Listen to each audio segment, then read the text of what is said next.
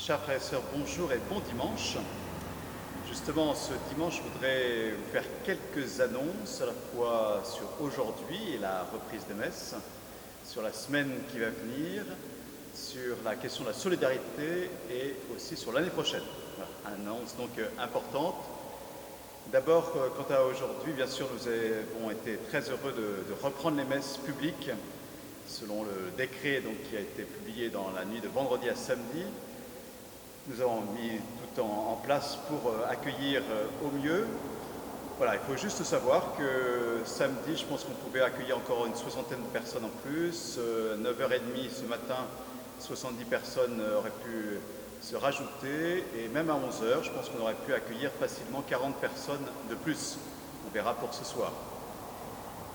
Par ailleurs, pour la semaine qui vient, donc nous préparons bien sûr à la Pentecôte. Nous avons continué à partir de demain la vidéo quotidienne de préparation à la neuvaine de cette Pentecôte avec des méditations chaque jour. Je vous invite à le regarder sur le site de la paroisse. Méditation donc pour nous préparer à l'effusion de l'Esprit Saint. Je vous inviterai, si vous le voulez, et surtout si vous êtes encore en province, à regarder sur Internet Pentecôte 2020, cette grande veillée, le samedi 30 mai à 22h. Grande veillée pour cette effusion de l'Esprit Saint mondial en live, voilà, depuis Rome, je crois, mais aussi dans le monde entier. Pour la question de la solidarité, trois choses. D'abord, de savoir que le diocèse de Paris va nous solliciter sans doute pour collecter des denrées alimentaires et des produits de première nécessité pour faire des colis en vue d'aider des familles.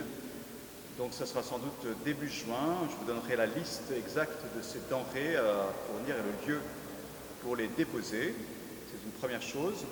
Bien sûr, si vous connaissez par ailleurs des personnes qui ne peuvent pas se déplacer et qui désiraient soit la visite, soit la communion, n'hésitez pas à nous le signaler.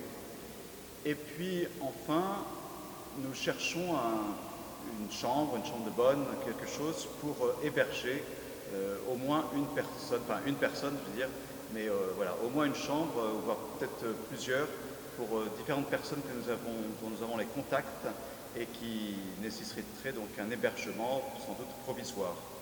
Merci donc voilà, de nous contacter si vous avez pour l'une ou l'autre de ces demandes des liens, des possibilités. Enfin, pour l'année prochaine, des changements au niveau des prêtres de la paroisse. D'abord, le père Prabhat du Sri Lanka va sans doute nous quitter selon ce qui est prévu donc au mois d'août. En soi, il va partir dans son pays au Sri Lanka sans doute en décembre parce que l'année pastorale commence pour eux en janvier. Il restera normalement en France encore, mais cela est conditionné par l'arrivée de son confrère de ce même diocèse. Donc on accueillera l'année prochaine le père Samprat, qui est aussi Sri Lankais, qui ne parlera pas français et qui passera au moins une année pour apprendre le français. Nous l'accueillerons donc avec joie dès qu'il pourra arriver. D'autre part, le monseigneur Xavier Rambaud, qui est chargé des prêtres étudiants et des communautés étrangères de Paris, qui loge à Paris, eh bien, sera à la retraite à partir du mois de septembre.